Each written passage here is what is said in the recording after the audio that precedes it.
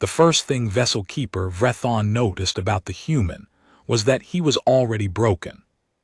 She had studied 61 intelligent species during her 8 cycles as a xenobiological observer. She had catalogued the Krav, whose bodies dissolved and reformed at will. She had documented the Selmori, whose nervous systems ran on sound rather than electricity. She had watched the Thun eat light. In all that time, nothing had prepared her for the creature kneeling in the dust of Sector 7 North, methodically pressing his dislocated shoulder back into its socket with one hand while eating a food bar with the other. Vrethon did not pass out. She was a trained observer. She leaned against the wall panel and breathed through her gill slits very carefully and told herself that she was not going to pass out. She did not pass out, but she had to put down her data recorder. His name, she would learn later, was Sergeant First Class Darian Okoro. He was one of 14 humans assigned to the joint recovery operation on what remained of the Selethis station. The Vrethkai had offered aid. The humans had been polite but had asked for a week. Vrethon had expected them to fail. She had assigned herself to observe their failure for scientific documentation. Darian Okoro was not failing. He was eating a food bar with a shoulder that had been separated from its socket approximately 6 minutes ago, by her count. He had separated it while dragging a 400-kilogram support strut through a collapsed corridor so that a Vrethkai rescue team could reach the inner chambers. The humans had not asked for help moving the strut. They had not told anyone they were going to move it. They had simply moved it. She watched him finish the food bar, fold the wrapper with small, precise motions, and tuck it into a pocket. Then he reached up and pressed his palm against the wall to brace himself, took one slow breath and set the shoulder. The sound was approximately that of a green stem being broken. Not loud, not dramatic. He made a small sound in his throat, not a scream, something more private than a scream, and then he rolled the joint twice, testing it, and returned to the collapsed tunnel. Vrethon stood there for a very long time. She had recorded, over the past 4 days, 47 instances of human behavior that fell outside any xenobiological model she had trained on. The shoulder was number 48. She opened her recorder and logged it with shaking hands. She had been warned, of course. The briefing files from the Accord Xenobiological Division were 12 volumes and an appendix. She had read all of it. There were warnings about human aggression, which turned out to be largely overstated. Humans were not more aggressive than the Krav. They were simply less ceremonial about it. There were warnings about human emotional volatility, which were accurate but incomplete. The files described the volatility without conveying that humans appeared to find it energizing.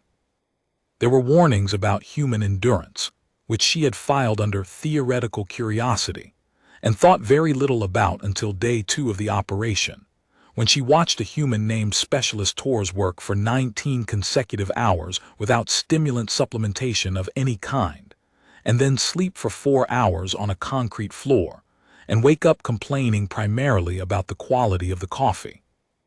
The files did not prepare her for the bones. She had known abstractly that humans were endoskeletal. She had known abstractly that their bones were calcium-based and somewhat rigid. What the files had failed to convey was the visceral wrongness of watching a broken endoskeletal creature simply continue. The Vrethkai were exoskeletal. When their external carapace cracked, it cracked. The damage was visible, categorical, structural. There was a clear before and a clear after.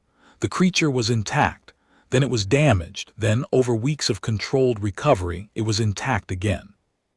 Humans did not work this way. Humans had damage that moved inside them, invisible, and they kept moving regardless. Vrethon had watched Okoro's shoulder with her thermal imager. She could see the joint inflammation. She could see the damage. And she could watch him carry things with it anyway, as if the damage were a detail rather than a fact. On day 3, she had asked her colleague Assessor Pilvan about it. "They are not rational about pain," Pilvan had said. which was the most useless scientific assessment Vrethon had ever heard from a trained xenobiologist. "That does not explain the mechanism," she said. "There is no mechanism, they simply endure." She had watched Pielvan return to his data station and had decided then that she was going to get closer to the humans. Real data required proximity. She was a scientist. She was going to stop observing from panels and start observing from beside them. Akoro noticed her on the second day of her new approach.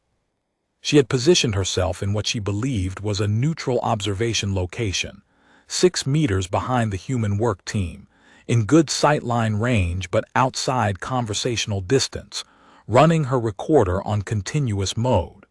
She was being unobtrusive. She had been trained in unobtrusive observation methodology for 4 cycles. Akoro walked up to her and said, "You want to tag along?" She processed the idiomatic phrasing. "I would benefit from closer observation, yes." "Great, grab that end." He pointed at a piece of structural debris that weighed, she estimated, approximately 90 kilograms. She was 30% stronger than an average human by mass-to-force ratio. She picked up the end without complaint. "Straight back, then left when I say left," Akoro said. "And watch the low ceiling at the junction. It'll take your horns off." Her sensory crests, not horns. She did not correct him. She watched the ceiling. They worked together for the rest of that rotation. She found herself noting things her recorder could not fully capture. The way the humans moved in relation to each other, some fluid grammar of proximity and angle that communicated task allocation without words.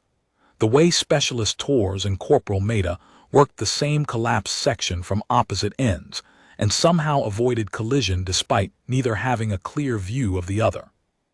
The way Akoro could stop a team of 7 humans mid-action with a single low sound, not quite a word, more a frequency, and have them all re-angle and move without discussion. "How do you know where they are?" she asked during a pause in the work. Akoro was drinking water from a flexible container. He lowered it and looked at her. "What do you mean?" "Tors and Maida. They cannot see each other through the debris section, yet they move as coordinated units." He considered this. "Training," he said finally. "We've worked together long enough. You kind of feel where the other person is." "A low-frequency sensory system." He smiled. She had learned that the expression indicated amusement. Something like that, just experience. Experience. She wrote it down and added 3 question marks. The crisis happened on day 5. The interior of the Salethis station had been more compromised than the initial surveys indicated. There was a chamber in the lower sector, chamber 11 deep, that had been sealed by structural collapse, and inside it were 4 Vrethkai station workers who had been sending periodic life signals since the disaster. They were alive. They had been alive for 6 days. The corridor to reach them was narrow, partially flooded with coolant, and required passing under an unstable ceiling section that the engineering team assessed as having a 43% probability of secondary collapse. The Vrethkai engineers had spent 2 days engineering an approach. It was, by any reasonable assessment, a sound plan. It would take approximately 36 more hours to implement safely. On the morning of day 5, the life signals from chamber 11 deep went from 4 to 3. Vrethon was in the operations center when it happened. She watched the display update, 3 signals. She watched the Vrethkai lead engineer begin recalculating the approach timeline. She watched Akoro, who was standing 3 meters away, also watching the display. She saw the moment he made the decision. It was not dramatic. There was no declaration. There was simply a shift in his posture, some internal realignment that she could not name and could not measure, and then he said quietly to Specialist Tors, "I need you on the coolant side. Maida, you're with me on the ceiling approach." Tors looked at him for a moment. 43%, she said. "I know." "Okay," Tors said. That was the entire deliberation. Vrethon stood there, and watched them walk toward Chamber 11 deep and understood, in a way she had not previously understood from briefing files or theoretical models, what the Accord Xenobiological Division meant when it wrote, in the appendix to Volume 7, that humans demonstrate a risk-tolerance behavior pattern that falls outside standard survival models and has not been fully characterized. She followed them. She did not know why. It was not scientifically indicated. She followed them anyway. The corridor to 11 deep was not wide enough for 3 bodies side by side. They went in single file, Maida first, then Akoro, then Vrethon. She had not been invited. No one had told her to leave. The coolant was ankle deep, slightly above freezing, with a chemical composition that would cause contact irritation on exposed Vrethkai skin, but which the humans seemed to regard as a minor inconvenience. Tors, ahead of them on the parallel route, was audible through the wall panel, steady boot falls, no hesitation. The ceiling section was 15 meters into the corridor. Vrethon could see the fracture lines from 10 meters away. The engineering team had labeled them with fluorescent markers. The markers seemed, under the circumstances, like a politely useless gesture. Akoro stopped at the edge of the unstable zone and looked up at the ceiling for a long moment. She watched him the way she had learned to watch him, not just his face but the small signals, the micro-adjustments of posture and breath and focus. He was afraid. She was certain of this. She had enough data now to read human fear, and she could read it in the tight set of his jaw and the way he inhaled through his nose. He was afraid, and he went in anyway. She found this more incomprehensible than the shoulder. She had spent 3 days constructing models for the shoulder. She had no model for this. Fear was supposed to be the organism's mechanism for avoiding lethal risk. Fear in every species she had studied was a stop signal, or at minimum a slow signal. In Akoro, watching the ceiling above him that might kill him within the next 30 seconds, it appeared to function as something closer to a focusing mechanism. He was afraid. He moved faster. They were 8 meters into the unstable zone when the ceiling shifted. It was not the collapse. It was a precursor, a deep grinding sound and a shower of particulate, and the largest fracture line in the marked section opening another 3 centimeters. Maida froze in place instinctively, the way a small creature will freeze when a larger one moves nearby. Akoro did not freeze. He looked at the ceiling for exactly 2 seconds, appeared to calculate something, and said to Maida, "Move, now, don't stop." They ran. Vrethon ran with them.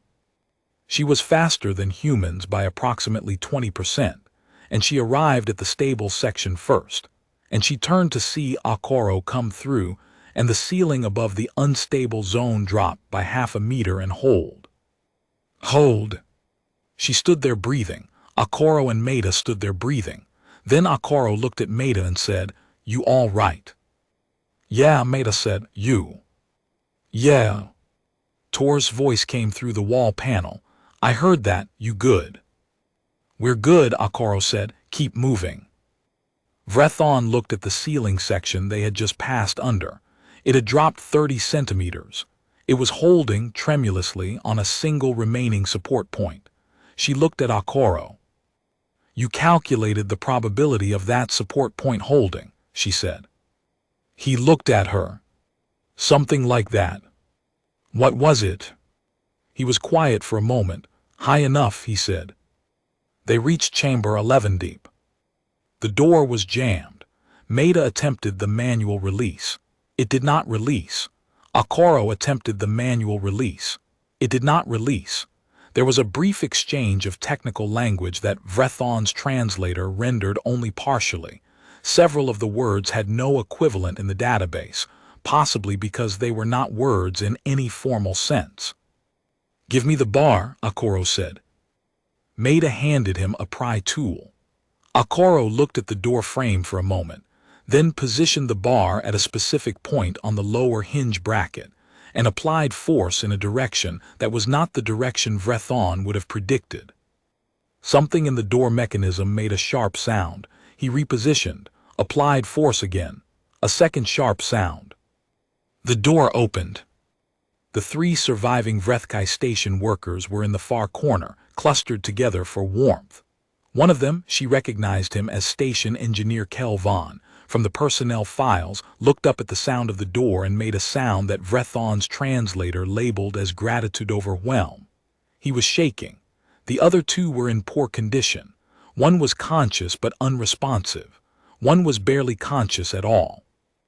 Akoro stepped into the chamber and knelt down without ceremony, checking condition states with practiced efficiency.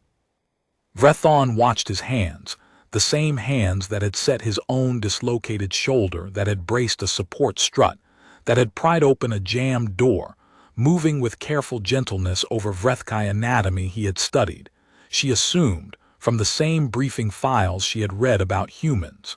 He knew where the vital points were. He knew what he was looking for. "Tors," he said into the comm, "I need the medkit on the east route. 2 casualties, 1 critical." "On my way," Tors said. He looked up at Kelvon. "You understand standard?" "Yes," Kelvon said. His voice was shaking. "You've been in here 6 days," Akoro said. It was not a question. 6 days and 4 hours, Kelvon said. Akoro nodded. "You did well," he said, with a simplicity that Vrethon found, for reasons she could not immediately categorize, extremely difficult to hear. She wrote it down anyway. The extraction took 2 more hours. Tors arrived with the medkit and she and Akoro worked the critical casualty in shifts. Made a rig-to-carry harness from debris webbing and equipment straps, improvised, functional, genuinely elegant in its construction. And they moved the unresponsive Vrethkai out through the corridor in stages, pausing at the collapsed ceiling section to assess the changed geometry, and route around it through a secondary passage that Tors had mapped on her way in. Vrethon carried the 3rd Vrethkai worker herself. The worker was semi-conscious and confused and gripped her arm with the reflexive panic of someone emerging from long darkness. She held him steady and walked. They were back in the main station by hour 17. The 2 critical casualties went directly to the medical section. Akoro reported to the operations center, gave a brief factual account of the operation to the Vrethkai senior coordinator, and then returned to the worksite. Vrethon followed him. "You are continuing," she said. "There are still 2 more sections to clear," he said. She looked at him for a long moment. His shoulder was visibly worse than it had been that morning.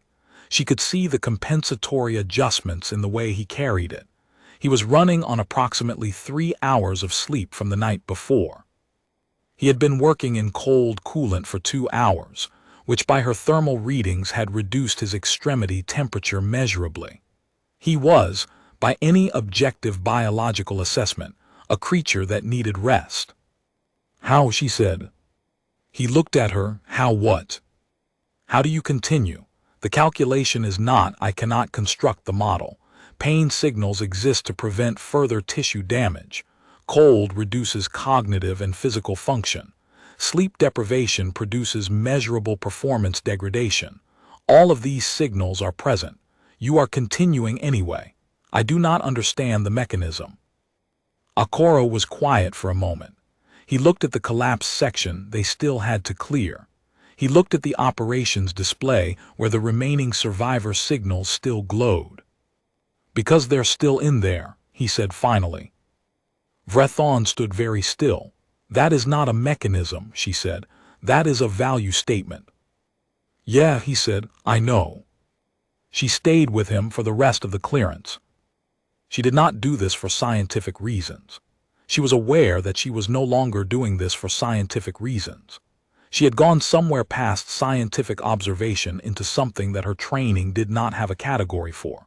She stayed because she wanted to understand, and because she was beginning to think that understanding was not exactly what she was after, that there was something else she was doing when she stood next to this broken human and watched him work. Bearing witness, perhaps, she was not sure. She wrote it down. The final 2 sections took 9 hours. In that time she recorded. Akoro adjusting the grip on his pry tool 4 times as his shoulder pain changed angle. Tors singing very quietly to herself while she worked, a song in a language Vrethon's translator could not identify, not English, something older with a rhythm like slow water. Maida stopping to look at a photograph he kept in his jacket, she could not see the image. He only looked at it for a moment, 3 seconds, then put it away and continued. The small human gesture of Akoro passing a water container to Maida without being asked, and Maida drinking and passing it back without acknowledgement, as if this were a ceremony so well established it needed no recognition. These were the things the briefing files had not prepared her for, not the endurance, not the risk tolerance. These things the song, the photograph, the water container passed without words, the texture of the humans' continuation, the way they carried their lives with them into the dark and the cold and the dangerous and kept moving. She had no model for it. She was beginning to think no model would serve. The last survivors were extracted at the end of the 17th hour. There were 2 of them in a section that had been listed as lower probability. Vrethon had almost recommended to herself, in the privacy of her own calculations, that the resources be allocated elsewhere. The probability of survival after this duration in those conditions was, by her models, under 11%. They were alive, dehydrated, hypothermic, barely conscious but alive. Akoro sat on a piece of structural debris when it was over and drank water and did not say anything for a while. Vrethon sat next to him. This was a thing she was doing now, sitting next to humans, and she had decided not to examine it too closely. After a while he said, "You stayed the whole time." "Yes," she said. "You didn't have to." "I am aware." He looked at her. There were lines around his eyes that she had not noticed at the beginning of the operation, not injury, not exactly fatigue, something she did not have a word for in Vrethkai. The evidence of cost. Of things spent and not yet recovered. "Why?" he said. She considered her answer for a long time. "I have documented 48 anomalous instances of human behavior during this operation," she said. "The 48th was your shoulder, but I believe that is not the correct count." "What's the right count?" "1," she said. "All of them are the same instance. They are all expressions of the same phenomenon." He waited. "I do not have a word for it in my language," she said. "I have been trying to construct one. The closest translation is approximately the willingness to be damaged in service of something outside the self. But that is not quite right either, because it implies a calculation, a cost-benefit, and I have observed that you do not calculate it as a cost. The damage is simply incidental. It is what happens on the way to the thing that matters." He looked at her for a long moment. "You know," he said, "that's either the most beautiful thing anyone's ever said about humanity or the saddest." "Perhaps both," she said. "Yeah," he said, "maybe." Tors came over and sat on the other side of him and put her head briefly on his uninjured shoulder. Maida came and stood behind them. They did not speak.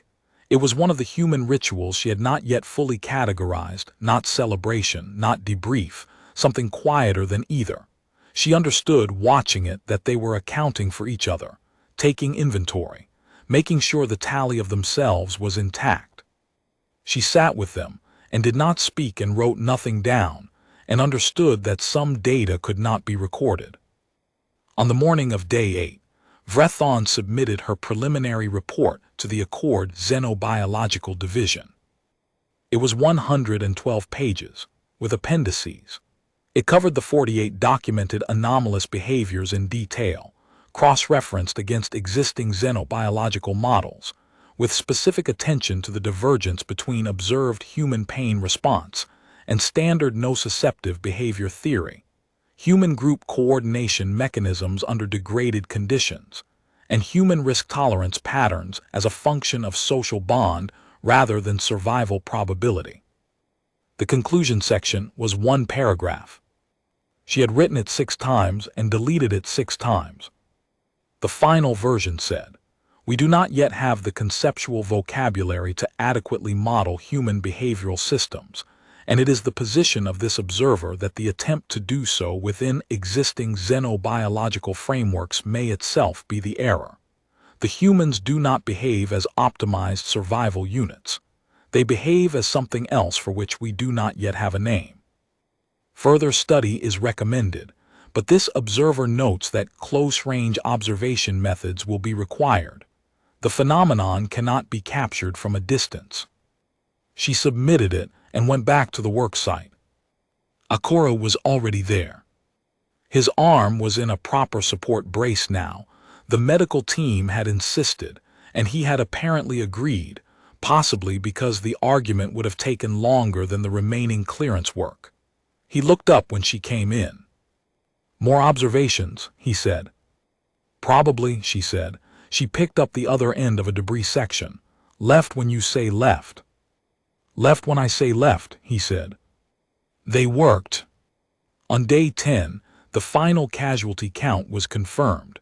One Vrethkai station worker, lost in the initial disaster before any recovery operation was possible. All others had been extracted alive. 14 humans had accomplished, in 10 days, what the Vrethkai engineering teams had assessed as a 30-day minimum operation. They had done it with 2 injuries, one of which, Akoro's shoulder, had been self-treated and had not interrupted the operation by more than 6 minutes. The Accord Xenobiological Division sent a response to Vrethon's report. It was brief. It requested clarification on the self-treatment of skeletal injuries. She attached 48 seconds of continuous thermal imaging footage and did not add commentary. The division's follow-up response arrived within the hour. It said, "We have reviewed the footage. Please advise on observation methodology, specifically how the observer maintained data collection functionality during this incident." She read this, she thought about it. She wrote back, "I put down my recorder." She did not intend to request assignment to the follow-up human operation in Sector 12. She submitted the request on day 11. The division approved it on day 12 with a note of some surprise and a request for continued reporting. She confirmed the assignment, gathered her equipment, and went to find Akoro to tell him she would be joining the next operation. He was in the staging area running diagnostics on the team's equipment, shoulder brace still in place, methodically checking seal integrity on a set of environmental suits. He looked up when she came in. "Sector 12, she said. "I heard," he said. "I will require a work assignment. I am capable of carrying loads up to 140 kilograms in the Sector 12 gravity gradient." He looked at her for a moment. "You don't have to prove anything," he said. "I am not proving anything," she said. "I am useful." He considered this. "Yeah," he said, "you are." He turned back to the equipment. "Grab that case and check the seals on the right side. The third clasp is sticking." She picked up the case. The third clasp was, in fact, sticking. She worked it free. "Akoro," she said. "Yeah." "In the preliminary report, I wrote that further study is recommended. I want you to know that this is not the reason I requested reassignment." He was quiet for a moment. He did not look up from the seal he was checking. "What's the reason?" he said. She thought about the song Tors had sung in the dark. The photograph Maida had looked at for 3 seconds. The water container passed without words. The moment on the debris pile when the 3 humans had sat together and taken inventory of each other in silence. "I would like to understand," she said, "what it is that makes the damage incidental." He looked up then. The lines around his eyes were still there, would probably always be there now, she thought. The evidence of cost, of things carried. "I'm not sure that's something you can study," he said. "I am not studying it," she said. "I am asking." He held her gaze for a long moment. Then he nodded once and returned to the equipment. She returned to the clasp. It was sticking again. She worked it free again.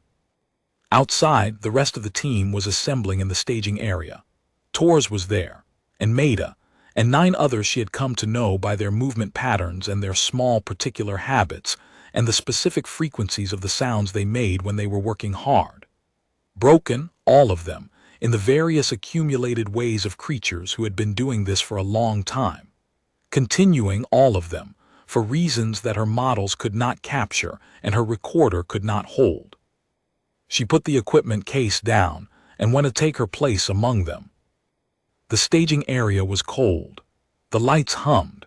Someone, she thought it was Tors, had brought coffee, and the smell of it drifted through the cold air, that very human smell, the thing they apparently required to begin. Voices low and professional and quiet, the particular register of people preparing to go somewhere difficult. Vrethon stood at the edge of the group and felt something she did not have a word for in Vrethkai either. Not belonging, that was too simple. Not observation, she was past that. Something in between. Something that had no category in her training and no entry in her recorder. She let it be unnamed. She stood in it. Akoro looked across the staging area at her.